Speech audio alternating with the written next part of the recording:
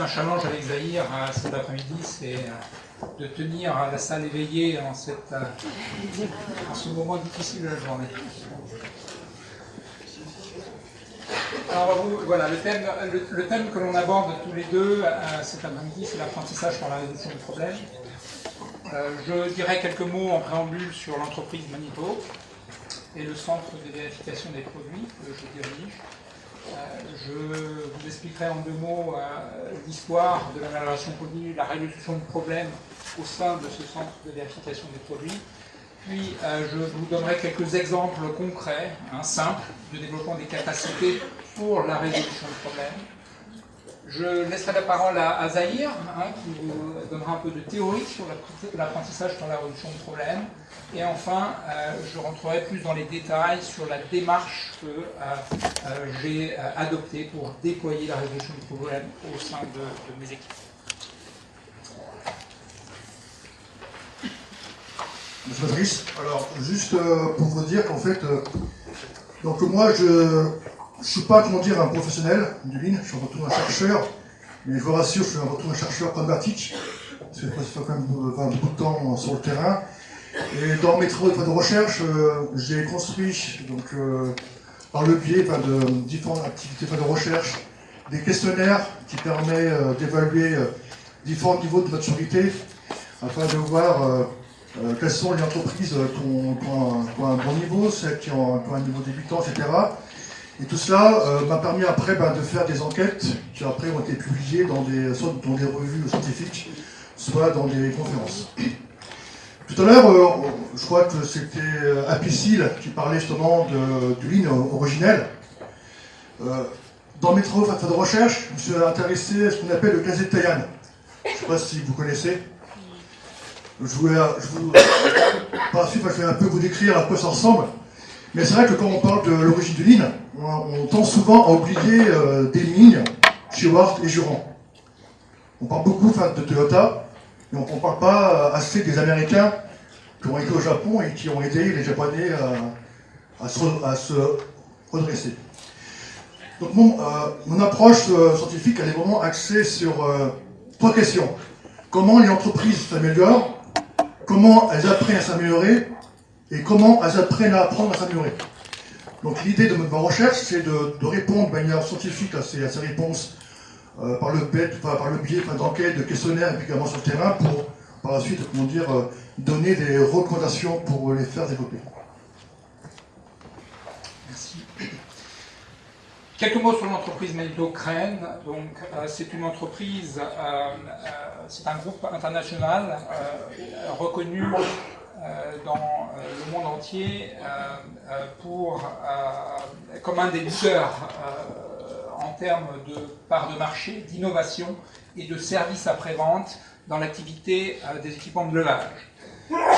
Quelques dates, c'est une entreprise qui a été fondée en 1902 à Manito, dans le Wisconsin.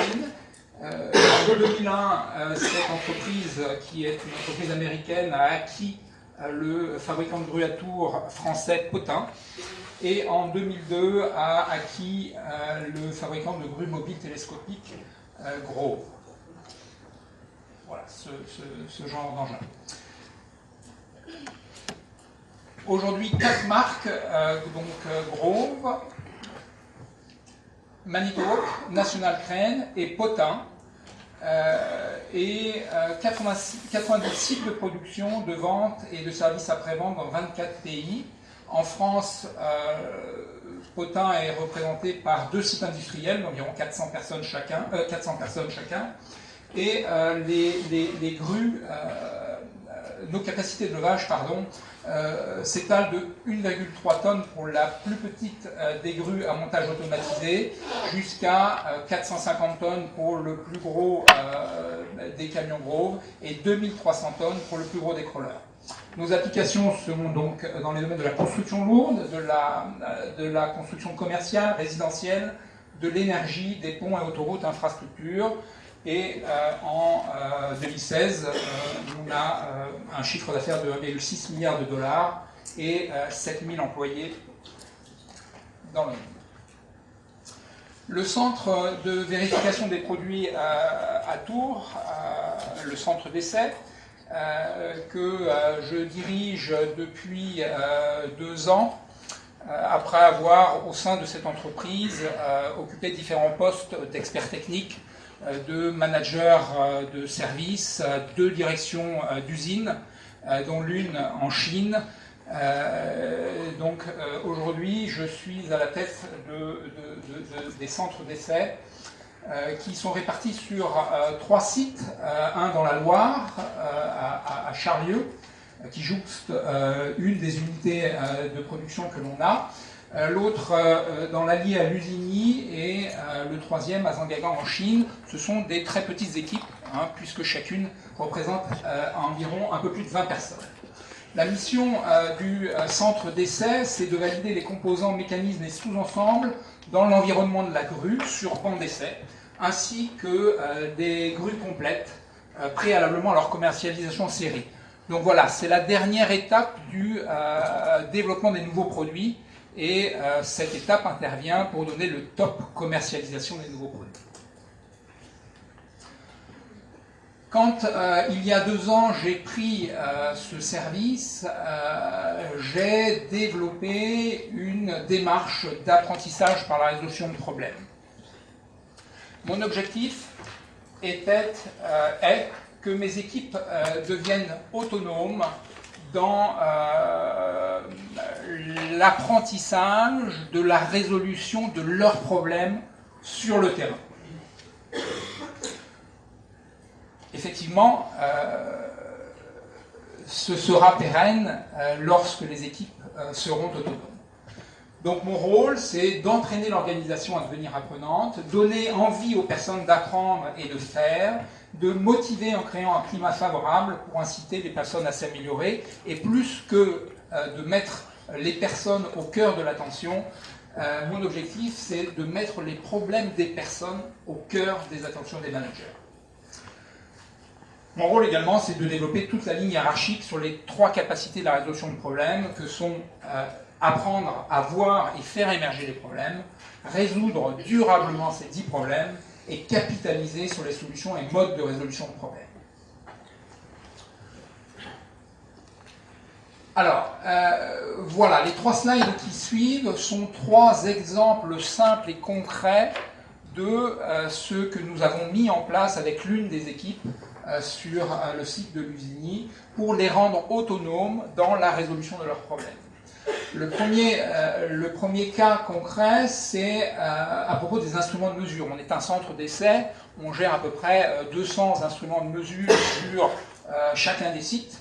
Et la situation avant, voilà, on avait un laboratoire où les instruments étaient rangés, dans des emplacements pas forcément identifiés, des sorties de matériel qui se faisaient par l'intermédiaire d'un cahier, et bien, il se trouve qu'à chaque fois que les techniciens ou ingénieurs d'essai avaient besoin des instruments, ils ne les trouvaient pas. Donc on a mis en place un chantier Kaizen d'amélioration avec l'ensemble de l'équipe, une partie de l'équipe je dirais, pour visualiser l'écart entre la situation actuelle et la situation que l'on désirait atteindre, trouver ensemble des idées, prendre en compte les problèmes et les traiter, et passer à l'action tout de suite pour conserver une motivation optimale de l'équipe et vaincre les résistances au changement. La situation après, c'est celle-ci, le résultat qu'on a obtenu, des supports visuels mis en place, des instruments de mesure tracés, rangés dans des emplacements identifiés, je l'ai dit, un outil visuel et simple mis en place, un standard qui est affiché ici en visibilité de tous, et les résultats en termes de performance, et une amélioration du bien-être de l'équipe et une élimination totale du gaspillage, puisque dans la situation initiale où on perdait environ 6 heures par semaine par l'ensemble des techniciens ou ingénieurs d'essai à chercher leurs instruments de mesure, et la situation après, c'est que on ne perd plus notre temps. Mais c'est important que tu dises aussi que c'est eux qui ont animé, puis qui ont proposé l'idée, puis qui ont fait. Absolument, absolument. Je reviens sur la slide d'après, sur le standard qui est affiché ici. Donc un standard, c'est un document A4 le plus imagé possible et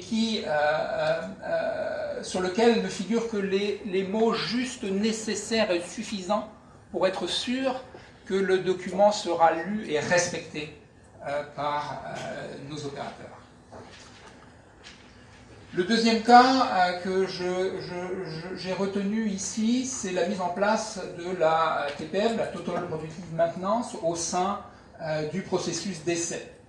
Alors la situation avant, je la décris encore ici, des bons d'essai peu fiables, notamment les postes goulots, des arrêts de bons d'essai pour indisponibilité de composants, des équipements difficiles à opérer, dont l'entretien est coûteux, et surtout pas de visuel en place pour faciliter le suivi de l'exploitation des bancs d'essai. On a mené encore une fois une action tous ensemble qui a consisté à identifier, décrire les causes probables et prédire les évaluations et évaluer les dérives potentielles à venir. On a utilisé un A3, format qu'on a déjà vu ce matin, donc notre feuille de route pour mettre en place des actions d'amélioration et d'observation de leurs effets. On a créé un certain nombre de standards qui sont listés ici, et la situation après, le résultat, eh bien là c'est un des bancs d'essai que l'on a sur notre site, et on a mis en visibilité le juste nécessaire et suffisant, à la fois les standards, mais aussi un tableau visuel qui permet au management, en un seul coup d'œil, de connaître le statut normal vert ou anormal rouge de l'équipement. Les standards sont formalisés, et le résultat, c'est encore une amélioration de l'efficience et du bien-être de l'équipe. Le dernier cas, c'est la mise en place de la réunion d'équipe quotidienne Top 5. On avait auparavant un standard de réunion qui existait, mais qui n'était pas adéquat. Et il en résultait des superviseurs mal à l'aise pour lancer leurs équipes le matin. Beaucoup de paroles, pas de support visuel, et forcément de l'inefficience et une perte de temps à la prise de poste quotidienne. On a ensemble co-construit l'outil de collaboration, et j'ai accompagné les superviseurs à être des animateurs de l'amélioration continue et à rendre leurs équipiers acteurs. Et le résultat, eh bien, c'est un espace visuel avec un rituel de management à la prise de poste instauré, installant l'équipe dans une relation professionnelle. C'est une aide forcément aux superviseurs à manager leurs équipes. On peut, sur ces supports, à la fois capturer les problèmes des équipes, mais aussi visualiser les plannings hebdomadaires, quotidiens.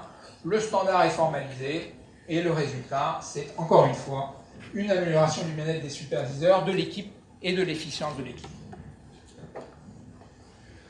Ok, merci. Alors, dans mes recherches, je m'intéresse beaucoup au lien entre apprentissage et problème. Alors, il y a deux constats que je vois généralement dans les entreprises qui se lancent dans la démarche Lean, ou d'autres démarches de l'amélioration continue.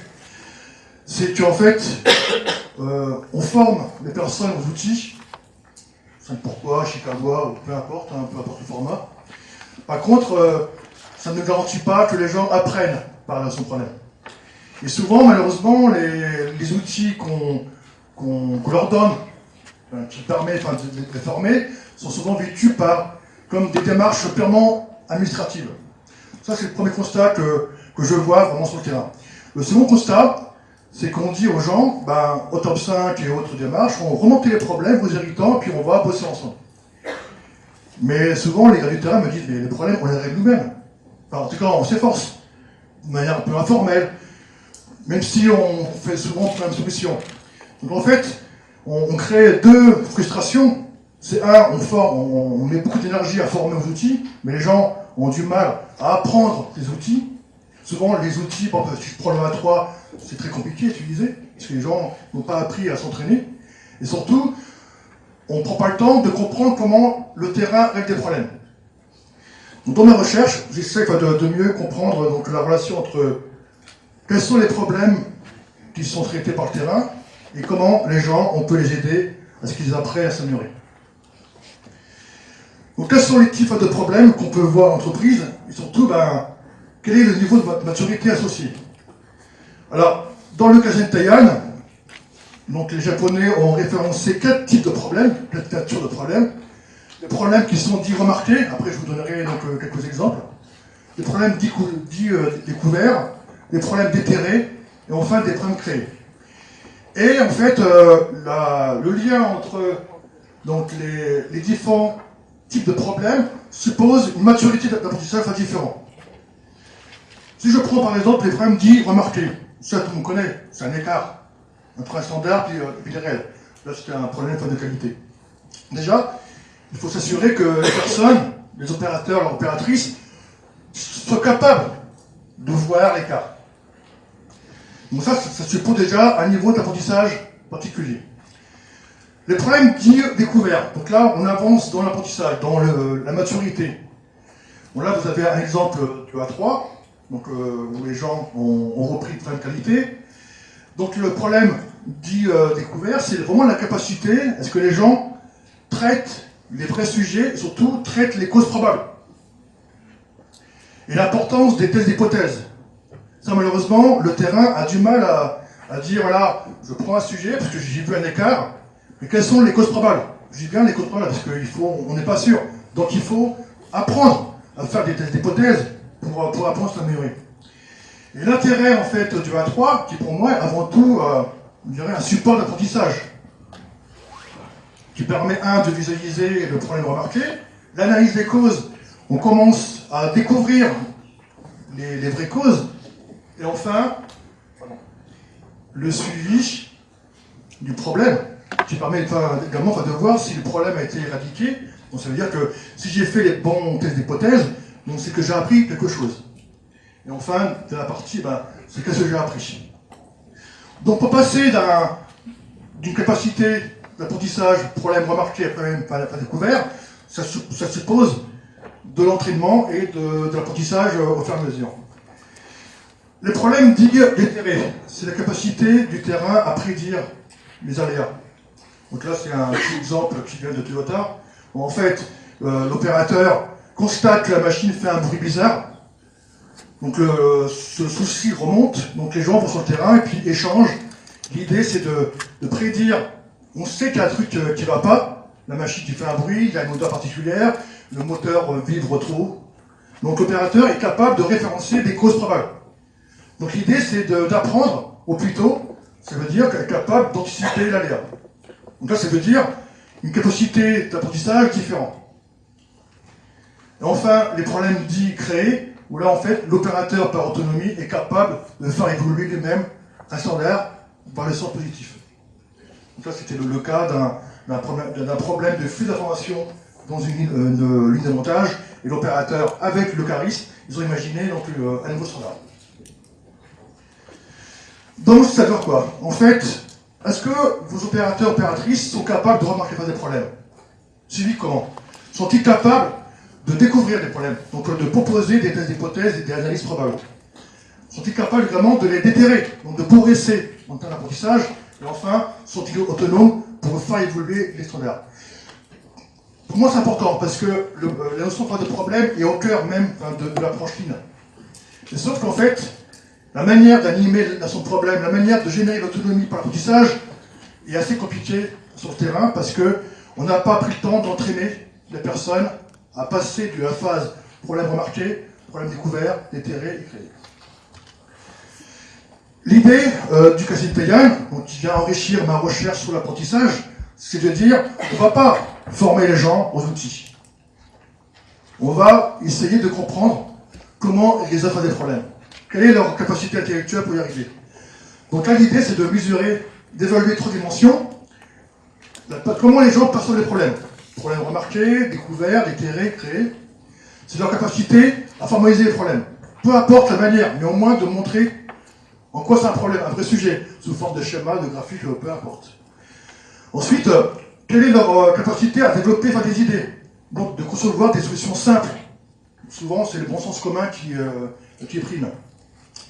Et enfin, comment on va les aider à développer leur capacité d'apprentissage pour permettre de voir en quoi leur action, leurs idées mises en place, a un effet sur les causes probables et sur les problèmes. Donc l'idée, en fait, c'est quoi? C'est d'apprendre aux managers à terme, donc il faut également accompagner les managers, à questionner sur comment les opérateurs règlent les problèmes, dans un système de questionnement qui va permettre vraiment de...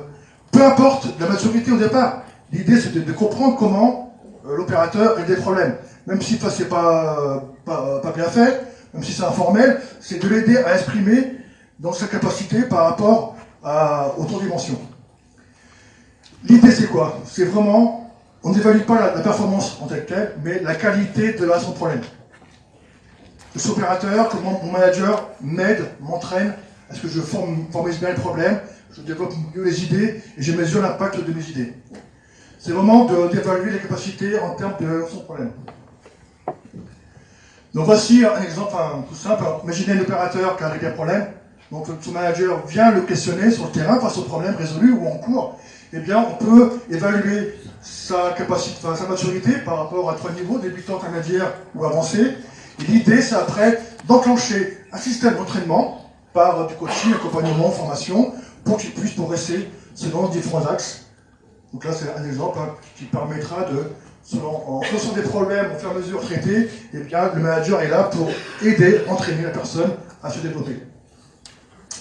Pour finir, en fait, c'est quoi? C'est qu'en fait, actuellement, on est souvent en fait poussé en termes de formation et d'accompagnement.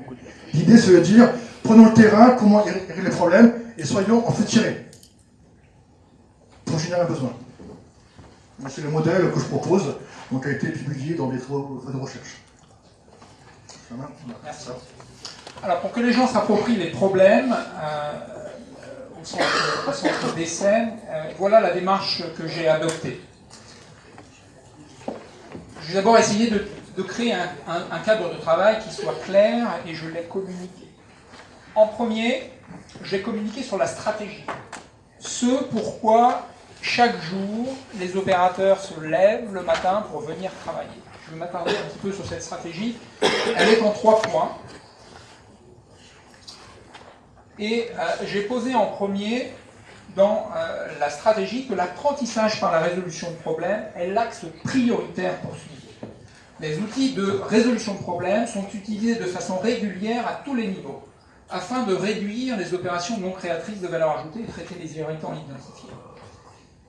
Si l'on fait ça, une des conséquences, c'est que l'on construira l'organisation dans laquelle chacun trouvera sa place, s'y sentira bien et en sécurité. Et on sait tous, on l'a dit, les intervenants l'ont dit ce matin, les collaborateurs qui sont épanouis, travaillent mieux, se montrent plus motivés, impliqués dans leur travail, plus fidèles envers leur entreprise, en meilleure santé, plus créatifs, plus performants et ont aussi un impact positif sur l'organisation. Une conséquence de ces 2 premiers axes sera le 3e, c'est qu'on améliorera l'efficience de l'organisation en veillant à ne réaliser que ce qui est juste nécessaire et suffisant pour assurer la livraison à nos clients de produits fiables et conformes à leurs attentes en sécurité, environnement, qualité, délai et coût, et forcément en tentant de réduire le temps de traversée du processus. Autonomie, responsabilité... Autonomie plus responsabilité égale bien-être et bonheur au travail plus performance de l'organisation. Une fois que la stratégie a été communiquée, j'ai également communiqué sur les objectifs annuels, objectifs en corrélation avec la stratégie. Objectifs simples, mesurables, atteignables, réalistiques et timés. Ensuite, j'ai réalisé avec l'équipe la cartographie des flux de valeur, c'est-à-dire l'ensemble des étapes à valeur ajoutée du processus de réalisation des essais pour livrer un client en qualité, délai et coût à partir de matières premières. Ensuite, on a écrit et communiqué les processus, j'en ai parlé tout à l'heure, visuel, juste et nécessaire en ce qui concerne les mots employés, et les étapes importantes et les points clés. Forcément, on n'écrit pas tous les processus de chacune des étapes à valeur ajoutée en une seule journée. Donc là, on a un processus de développement et d'écriture des standards. Ensuite, c'est la constitution de l'équipe. Donc, c'est déjà un organigramme qui soit clair. C'est des rôles et responsabilités de chaque niveau clairement définis. Et enfin, une matrice de compétences, c'est-à-dire la liste de l'ensemble des compétences que j'ai besoin pour réaliser chacune des étapes à valeur ajoutée. Et en regard de ça, les compétences nécessaires pour le poste occupé, et là où se situe le technicien, l'ingénieur ou l'opérateur. Une fois que ceci est fait, mise en place de la réunion top 5, j'en ai parlé tout à l'heure, visualisation des plannings, et mise et définition des indicateurs de clés de performance qui nous permettent de suivre qu'au jour le jour, et on atteigne bien les objectifs fixés en corrélation avec la stratégie. Une fois que ceci est fait, mise en visibilité et création de l'espace d'apprentissage, donc l'OBIA. Espace d'apprentissage dans lequel on se pose les questions, à savoir qu'est-ce que l'on a mis en place, comment réagissent nos clients par rapport à ce que l'on a mis en place, et qu'est-ce que l'on apprend, ensemble. Pardon. Une fois que le cadre de travail a été clairement défini, on passe à la partie résolution de problèmes. Donc c'est d'apprendre à voir et faire émerger les problèmes sur le terrain en faisant participer les hommes. C'est avant tout d'écouter pour obtenir les faits, c'est poser les bonnes questions pour comprendre et produire les idées, reformuler, synthétiser. C'est capturer les irritants au jour le jour. On en a déjà capturé un certain nombre quand on a réalisé la VSM et la cartographie des flux de valeurs. Tous les jours, on capte des irritants. Pour les irritants qui ont des causes racines évidentes, on détermine tout de suite en réunion top 5 action pilote, délai de réalisation, et on tient ses engagements. Pour les problèmes un peu plus complexes, eh bien, on les liste, on les priorise en termes de gains économiques et de difficulté d'éradication du problème, éventuellement en notant leur fréquence d'apparition, si ce premier tri ne suffit pas, et on forme aux outils de résolution de problèmes. Chaque niveau hiérarchique forme le niveau inférieur selon une méthode que vous connaissez, la méthode TWI. Et on arrive à la partie outils. Pour identifier les causes racines du problème, on utilise l'outil simple pourquoi. Pour suivre les actions d'amélioration, on utilise l'outil A3. Pour faire des sauts rapides de performance, éventuellement, on met en place un chantier Kaizen. J'en ai donné un exemple tout à l'heure. Une fois que les équipes sont formées, on écrit et on communique aussi les standards de résolution de problèmes. On les audite régulièrement pour faire en sorte que eux aussi, comme les standards de production, évoluent et soient mis à jour périodiquement.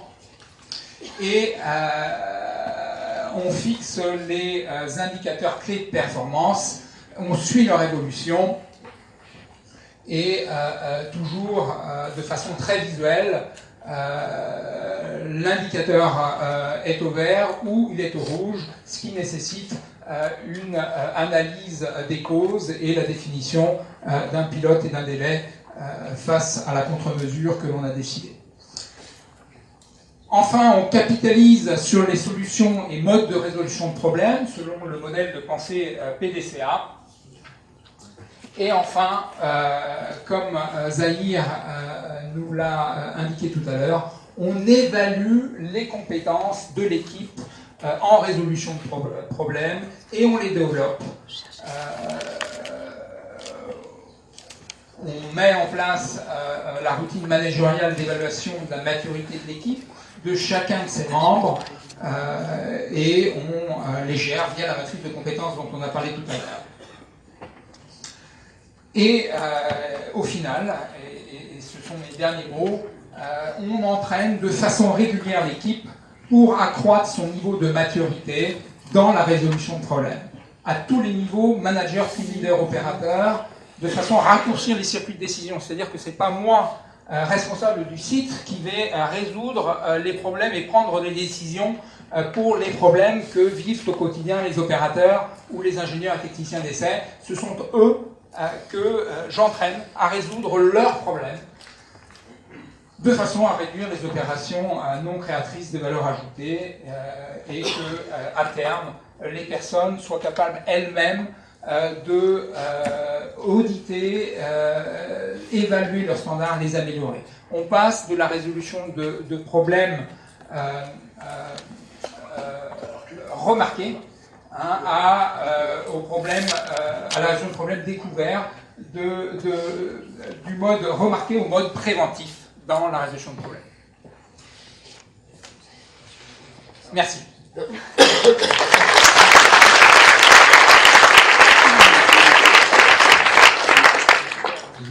Bonjour, vous avez réussi, c'était très intéressant.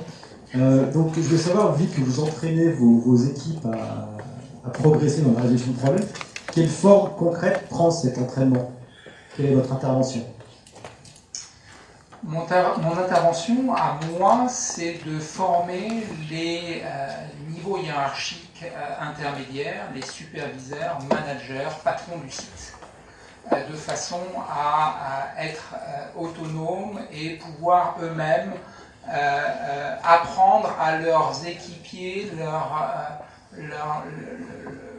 leurs subordonnés à démasquer les problèmes et les résoudre par eux-mêmes. Et je ne l'ai pas dit tout à l'heure, mais les premiers résultats que je mesure, moi, c'est que les choses s'améliorent. C'est la tête des gens. On fait tous une tête. Et la tête des gens, le matin, quand ils viennent travailler, eh bien, depuis 2 ans, je l'ai vu changer. Les gens viennent avec le sourire. Et ça, c'est une grande satisfaction. Je ne sais pas si j'ai répondu à votre question. Oui, et puis ça me rappelle justement l'exemple de l'un des superviseurs, des chefs d'équipe, qui au départ, dans les points du matin, avait du mal à échanger. Et grâce au top 5, il est beaucoup plus à l'aise. Et ça le rassure. Ça lui a changé la vie d'ailleurs. Autant dans cette équipe, il y a 2 superviseurs, autant auparavant, ils étaient complètement mal à l'aise et malheureux à l'idée de lancer leurs équipes le matin, que maintenant c'est un vrai plaisir. Mettre en visibilité les choses, on l'a vu, on l'a dit ce matin déjà, c'était M. Pain qui le disait, mettre en visibilité de façon à ce que ça serve à l'équipe et que très rapidement on puisse visualiser les problèmes. Larry Doumiko, alternant au CELI. Je voulais vous demander, parce que tout à l'heure vous avez parlé de maturité par rapport à votre étude que vous avez faite. Qu'est-ce qu'on fait quand on est devant un système immature? Et quels sont les leviers de motivation qu'on puisse apporter à l'équipe pour qu'on arrive justement à la fin de résoudre les problèmes? Après, moi je pense qu'en fait, c'est clair que si vous commencez à les former aux outils, les gens ne vont pas comprendre le sens. Par contre, les gens essayent de faire un travail correct. Donc c'est de bien prendre en compte le travail réel des opérateurs. Ils résolvent des problèmes dans leur boulot, en fait, au quotidien. Donc c'est au rôle au manager, c'est en le questionnant qu'on va savoir comment il fait. Mais c'est-à-dire qu'en fait, il faut donner l'opportunité aux opérateurs d'échanger rapidement avec le manager.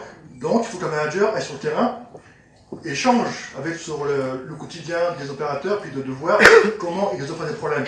Moi, il faut faire attention parce que si vous commencez à dire aux gens on va vous former, on va vous accompagner à résoudre des problèmes, ils vont mal le comprendre. Mais parce qu'ils le font au jour le jour. Donc il faut passer d'un mode flux poussé en flux tiré. C'est que comment je peux vous aider, vous, opérateurs, qui réglez des problèmes, des aléas, des irritants, sans le dire, de manière informelle, pour que vous puissiez mieux structurer votre approche, donc développer votre maturité. C'est clair qu'en posant des questions, en demandant comment ça va aujourd'hui, les gens, ils sont capables de vous dire ce qui marche, ce qui ne marche pas. Donc, la notion de... Vous parlez d'immaturité. Moi, tant qu'on n'a pas compris comment les gens règlent des problèmes, on aurait du mal à les faire comprendre. Et j'ajouterais, dans le process de déploiement de l'amélioration, de l'apprentissage par la résolution de problèmes au sein du centre d'essai que j'ai adopté, je n'ai pas commencé par balancer les outils. Non, j'ai d'abord créé un cadre de travail clair. Et ensuite, et simplement, j'ai amené les outils. Il est important de mettre en visibilité la stratégie, les objectifs, les étapes à valeur ajoutée, l'équipe, les rôles et responsabilités, la matrice de compétences et manager cette matrice avant de commencer à faire émerger les problèmes. Parce que les problèmes, voilà, c'est un écart par rapport à un certain... la VSM, quand on la constitue, on l'a fait en 2 temps. La VSM telle qu'elle est aujourd'hui, et puis la VSM telle qu'on la verrait dans un monde idéal. Et c'est là qu'on a commencé à identifier des problèmes. D'accord ? Et la formation aux outils de résolution de problèmes est venue bien après. Bonjour. Audrey David, Société Soitec. J'ai trouvé très intéressant en fait la grille de maturité que vous avez proposée. Et quels sont les conseils d'utilisation que vous en feriez auprès des managers de proximité ? De toute façon, la grille de maturité, bon, moi je n'ai pas inventé tel quel, mais bon, ça vient quand même de l'approche du Kazenteyan. Ça fait depuis presque 30 ans que les Japonais ont développé l'approche Kazenteyan. Mais moi, il faut d'abord apprendre au manager à poser des questions. Donc, en posant des questions sur comment un opérateur arrive à un problème, ce sont des questions qu'on peut avoir. Alors, faut pas voir, c'est pas comme des questions un peu formalisées, c'est beaucoup faire l'échange. Il faut que le manager soit accompagné, formé pour poser les bonnes questions. Quel problème tu as résolu, ton idée que tu as mis en place, en quoi ça traite vraiment ton problème. En fait, c'est aussi au manager, donc à l'entreprise, de construire donc un système de questionnement. D'ailleurs, je suis en train de faire une expérience chez Michelin qui voudrait justement développer le Kazenteyan, mais c'est eux qui vont construire leur propre approche de questionnement. Donc il faut apprendre au manager à poser des questions dès qu'un problème a été résolu par quelqu'un, et puis d'en profiter, de dire, demain tu pourras régler de problèmes, donc je serai là avec toi, en présence, pour te questionner, pour t'aider, pour voir quels sont tes points forts et tes points faibles. Mais ça part du manager. Donc il faut vraiment entraîner le manager à poser des questions. Ça c'est la première condition.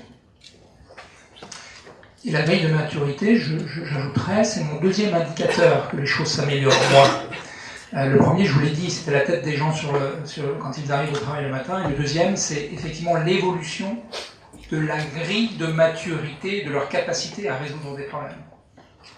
Le fait que chacun passe du niveau débutant au niveau intermédiaire et expert.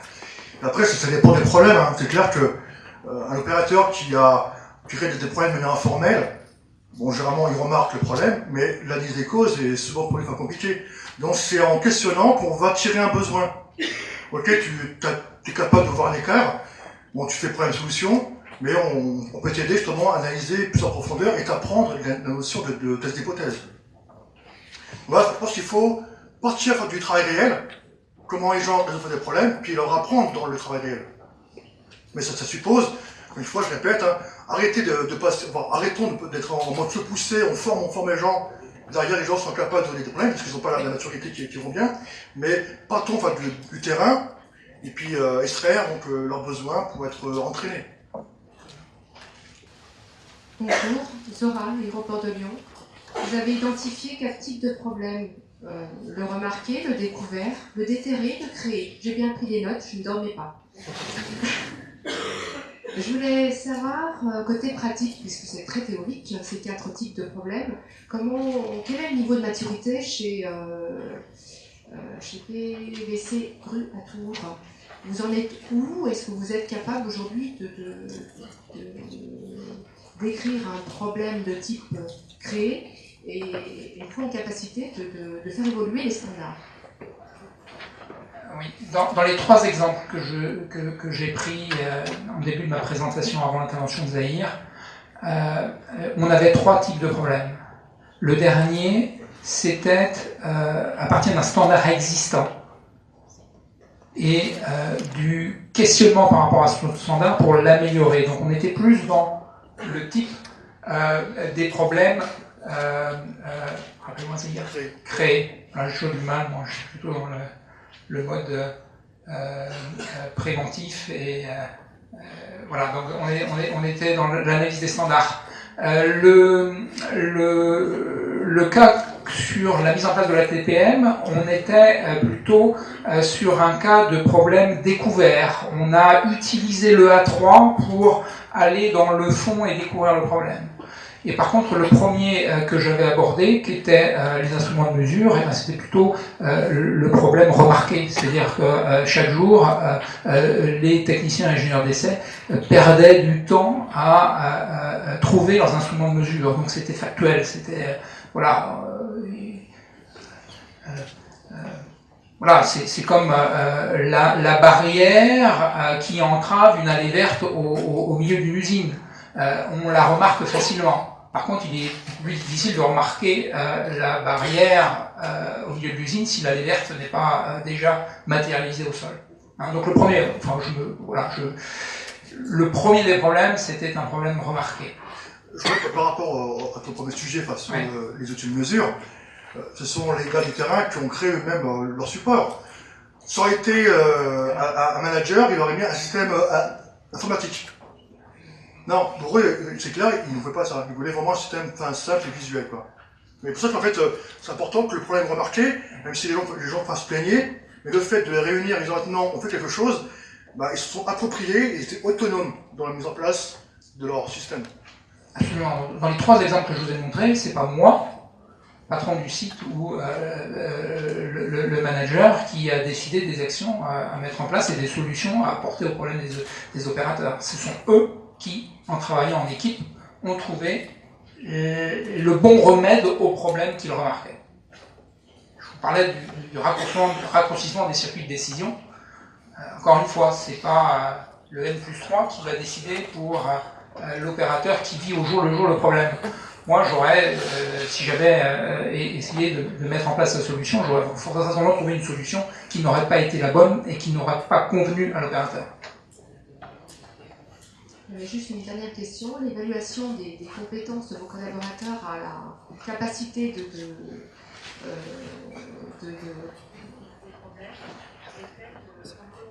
entreprise, volet RH. Bonne question. Bonne question. Valoriser.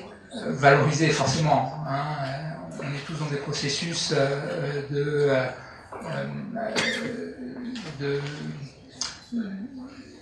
rétribution des compétences de nos gens, donc dans la période des entretiens individuels et la période de l'attribution des augmentations individuelles, forcément, ce sont des critères qui servent aux managers à récompenser un opérateur qui serait plus performant qu'un autre.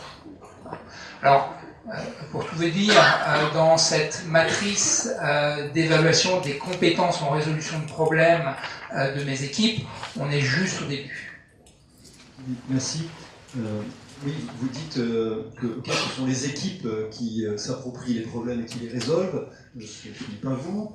Vous dites aussi qu'il faut apprendre aux managers à apprendre.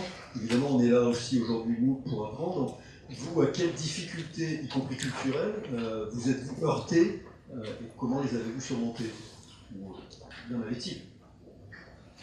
Moi, juste quand j'ai commencé à venir au PVC, donc sur le site d'essai, en échangeant avec le terrain, je me disais, ouf, ça va être compliqué.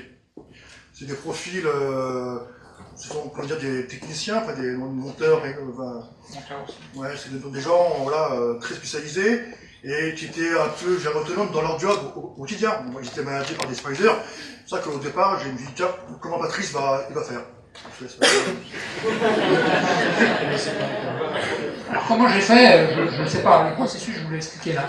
Après, des réticences, forcément, il y en a eu, mais je ne les ai pas forcément entendues. Mais après coup, l'extérieur de l'organisation, parce que j'ai des gens sur ce site qui viennent tous les jours, des gens de l'extérieur de l'entreprise, et ils ont connecté les réticences, les doutes des équipes au départ.